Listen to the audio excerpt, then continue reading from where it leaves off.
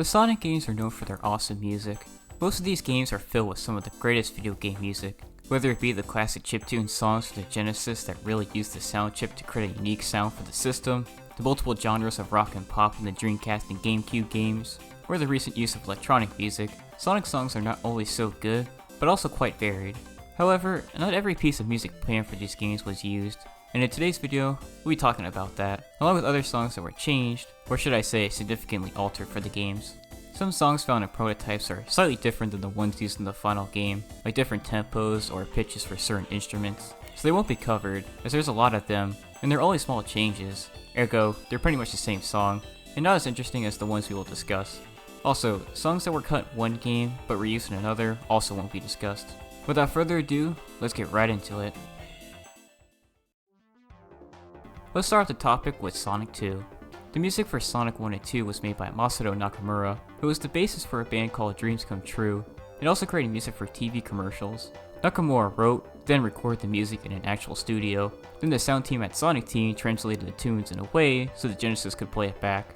Anyways, Sonic 2 has an unused level named Hidden Palace Zone, an underground palace area with water sections and unique badniks that contains this song.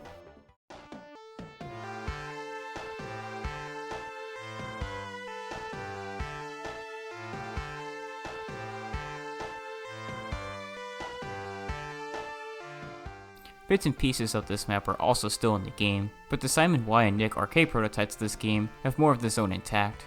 Funny enough though, neither of these prototypes have the Hidden Palace music in their code, rather the 2-player versus mode for Mystic Cave plays. Odd that the song is in the final game, and not in the prototypes, even though they have more of the zone in its code. Even the mobile port for Sonic 2, which has a remake of Hidden Palace Zone, uses Mystic Cave's multiplayer theme. Alright, let's move right along into Sonic 3. If you played the original Sonic 3 or emulated it, then played Sonic 3 on Sonic Origins or the Sonic & Knuckles collection, you may have noticed the music for Carnival Night, Ice Cap, and Launch Base are completely different. Here's what the zones from each version sound like.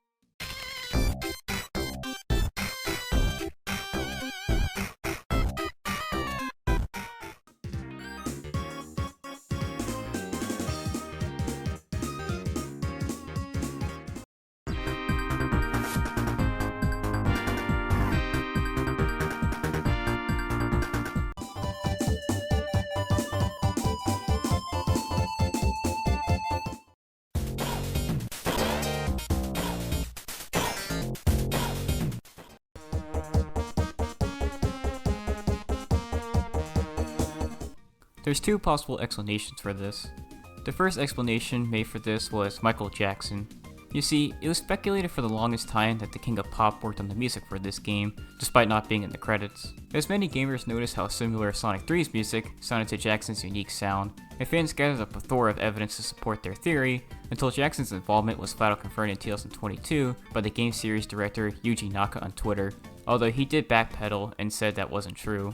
If you want a good video on how Sonic fans came together to figure out Jackson made music for Sonic 3, I'll link this video by the D-pad in the description. It's a very interesting and well put together on the discourse. Anyways, since Jackson worked on the Sonic 3 soundtrack, there may have been legal issues in reusing some of the tracks he had a hand in, so when it came time to port it to the PC, certain songs had to be reworked in order to avoid a battle with lawyers. This seems to be the reason for Sonic Origins, but we'll get to that in a minute. The second possible explanation was these songs were converted to the MIDI format when they came to the PC, and since the aforementioned songs use samples from other music sources that the MIDI format couldn't handle, the developers had to rework these songs, along with a few others, so that these areas had music. This explanation makes sense for the PC port made back in 1997, but obviously doesn't work for Sonic Origins, since that game runs on hardware that is more than capable of playing back complex music files, so it seems Jackson's involvement prevents the use of the original music for these zones. That didn't stop other versions of Sonic 3 from using the original tracks though, like Sonic Jam, the Sonic Mega Collection, and the Sonic Classic Collection, so who knows. What's also funny is that one of the prototypes for Sonic 3 has the music from the PC port for those levels all recreated for the Genesis. My theory is that Sonic 3 made these tracks just in case they couldn't work out a deal with Jackson and his people. Now, these three songs weren't the only songs that were completely changed. The following tunes were significantly altered for the Sonic & Knuckles collection and Sonic Origins. Knuckles theme,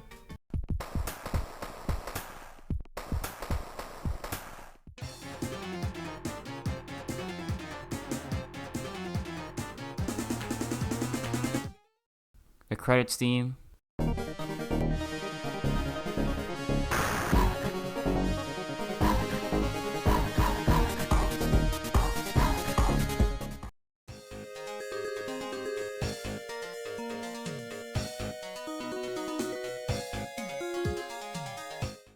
and the competition screen.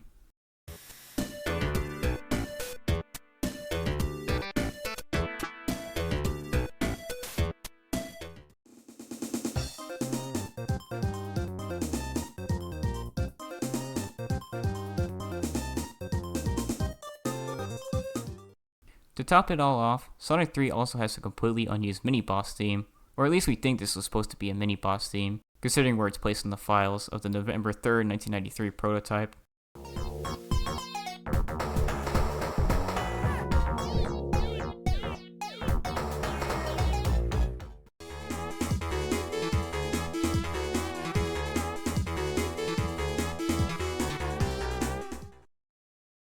Okay, before we leave the classic era, let's go over a few songs that were unused or altered from this time period.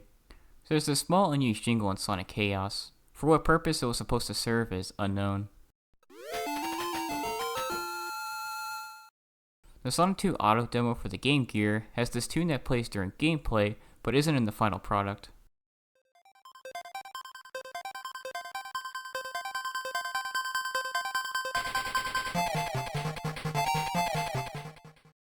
Sonic the Fighters has 3 different songs that go unused. A track called Sunset Town. By the way, this track was later remixed in Sonic Boom, Fire and Ice.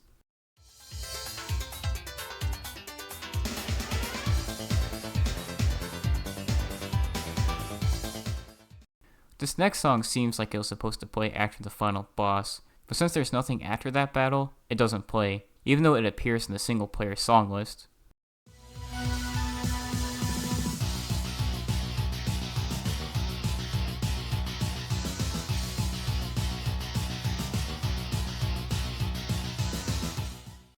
This last song is able to be played through the game's sound test, but it doesn't play during normal gameplay.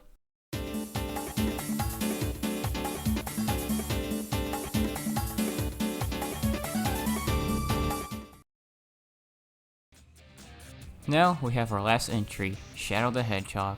As you may know, this game has a few songs from artists outside the video game industry, including Julian Kay and the more famous Power Man 5000. Another obscure real-life band named Sins of a Divine Mother was supposed to have their song called Broken in the Ultimate Lifeforms game, but was scrapped.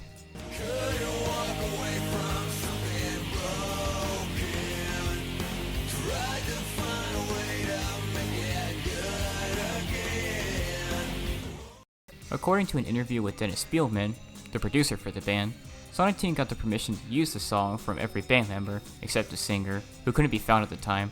Spielman suggested to John Sinone that his other band A2 create a completely new track for the game, so Spielman was sent a synopsis of the Neutral Hero story, and the band made the track called The Chosen One. Broken's lyrics seem to reflect how Shadow feels at the end of the Neutral Hero mode, as he's learned who he is and isn't happy with what he's become. Supposedly their song All of Me was also supposed to appear in the game, but this is just rumor and speculation. There doesn't seem to be anything that confirms this. Anyways, if you're aware of the songs on the Shadow soundtrack, you know that the band Magnify made the True Hero theme, All Hail Shadow. But this wasn't the only song they made for the game, although it was the only one used. Magnify initially wrote the main theme for Shadow the Hedgehog, a track called Who I Am, and there doesn't seem to be a confirmed reason why it was taken out. This is who I am, not a shadow of who I want to be. The two biggest theories are trouble with Magnify's record label messing with the song so that it wouldn't get used, and the band proclaiming the song was too good to be included in a video game, so they kept the song for themselves and made All Hail Shadow for the final product. Reminder, these are just theories. Who I Am was replaced with I Am All of Me in the final product, and the song was officially released to the public as the first track on their 2007 album, Verse, Chorus, Kill Me. The lyrics reflect the journey Shadow goes through in the game in order to understand who he is, why he was made, and how he'll keep true to himself. I think this song is better as a main theme for this game, because its lyrics really reflect the story and gameplay of this game. There's nothing to imply which path Shadow will choose in order to understand who he is. He could be a villain, he could be a hero, or he could be the leader of a pack of deadly androids, just like the game implies before the final ending. Okay, so for this next section, we'll be discussing the next set of songs in a rapid fire way, as each of the product games really only have one or two unused songs, and there's not much of a story to them, so I'll give them a brief description, then play a small sample of them. The Sonic Mega Collection has this real corporate sounding song that seems to have come from a stock music library.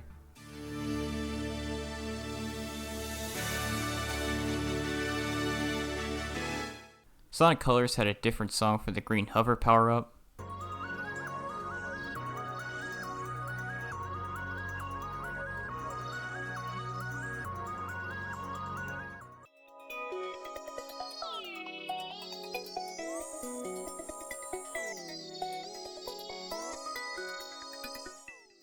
Lost World has a fanfare that wasn't used. It seems to indicate bad would have happened had it been triggered.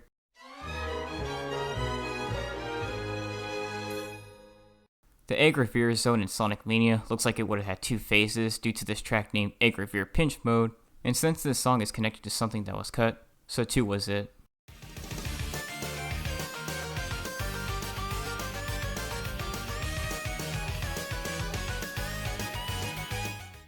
Funny enough, the song was included on the selected edition of the Sonic Mania soundtrack and is in the sound test, but of course, it can't be activated during actual gameplay. The Murder of Sonic the Hedgehog has a song called Fun Funky Whistle Groove Loop, not found anywhere throughout the thriller.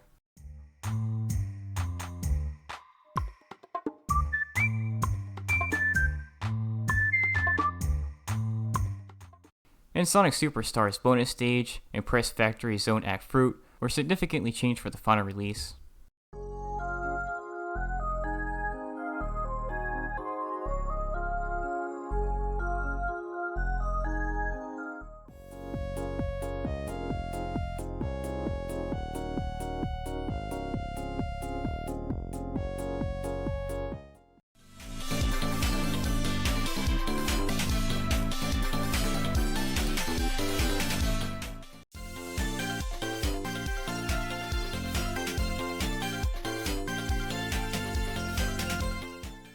And that's about all the Sonic music I could find that was cut or significantly changed from its prototypes and wasn't reused in later games.